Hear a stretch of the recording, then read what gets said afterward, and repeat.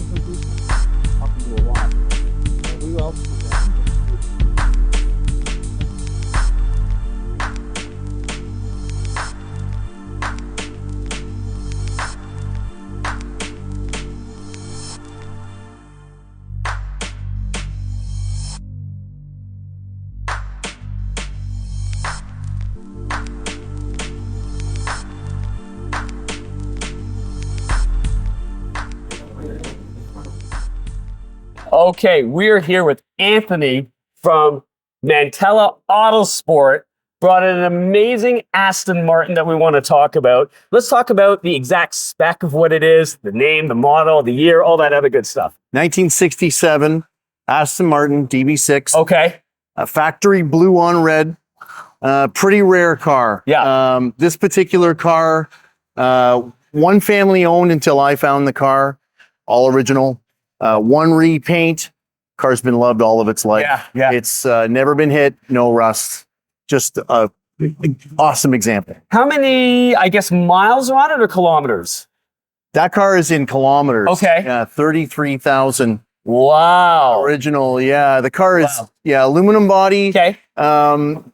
Neat thing about this car is when you delve into it, when we took possession of the car, we took it apart, made sure that everything was correct and there was no infiltration of mice or anything like that. Okay. And you can see the aluminum body the way that it was hand finished. So to what extent did you take the car apart then? Just periphery. Okay. The car needed nothing. Car was in storage for 20 years. Okay. Elderly gentleman owned it in Vancouver. Car hadn't been driven in a long time. So of course, took the car apart as far as we needed to, changed all the fluids, turned the motor over by hand, monitored everything, and it didn't need anything. Wow, absolutely amazing. Now, how did you end up finding this gentleman who had this car stored for so long? Yeah, being a car guy, some of the big players at the show today will tell you everybody needs help finding cars. Yeah. And there's always those rumors and myths. I bought a few cars in my time where you've heard about the car, never seen it, and you're like, sure that car exists. Yeah. And much like a lot of car collectors, sometimes those cars come to fruition. That's right. Well, this is one of them. I heard about this car through a broker that I use, and I flew him to Vancouver. He went and saw the car and FaceTime me about the car. Wow. And I tried to contain my excitement because of course then the price goes up if you're too excited. Right. Gotcha. And it was a 2-car deal. This came with it. The other car was an Aston Healey. Okay. Mark III. And here's the car. And there we go. What are some of your favorite pieces of this car? What excites you about Hand built. Hand built. Okay. Like you can open the trunk. Yeah. If you wanted to do a shoot after, we'll show you inside the trunk.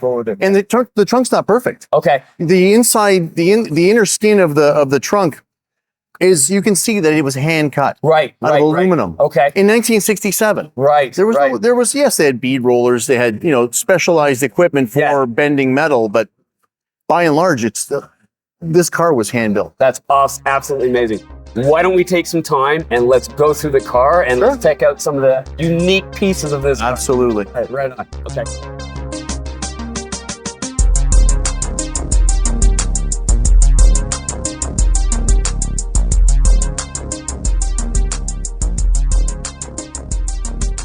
Okay, so this is what I was talking about in the video prior.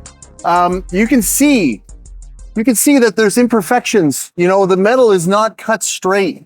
Now, this is the original overspray from the factory in 1967. Right. And we didn't want to touch it. We could have made this perfect. Somebody had already painted this car once. It's had one paint job. No other body work has been done on the car. And we wanted to just preserve this. We could have made it pretty. I didn't even clean it because the car is true to itself. You can see there's some of the trim is starting to get a little bit of corrosion behind the chrome. But that's the essence of the car. I mean, we could restore this car and it would be worth a lot more money, but it's pretty cool that this is really a one-owner car.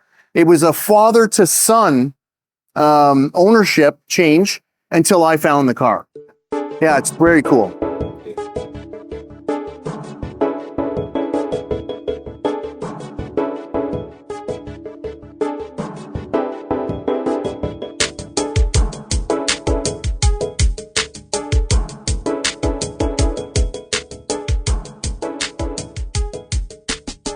Very cool aspect to this car is that we think as hot rodders or car guys, you know, we think that 4-link suspension is a new thing. No, this car, unfortunately, it's on the hoist, and we can't get a good view of it right now, but this car has 4-link suspension. 1967, Aston Martin had 4-link suspension, and that's factory in this car. The other thing is that the hubs on this car are designed or taken off of race cars. The wheels are actually splined, and there are knockoff nuts on the wheels they took that right from the race car industry. Very, very, very cool.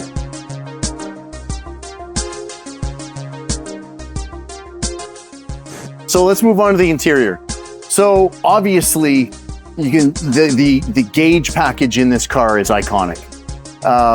This specimen is a right-hand drive. This car was born, was delivered, was owned in England. Right-hand drive, which from a professional race car's perspective, I'm used to being on the right side in the P3 cars. But on the road, this car is very foreign to drive. The shifter's on the wrong side. Very odd to drive, but drives fantastic. Original interior in the car, never restored.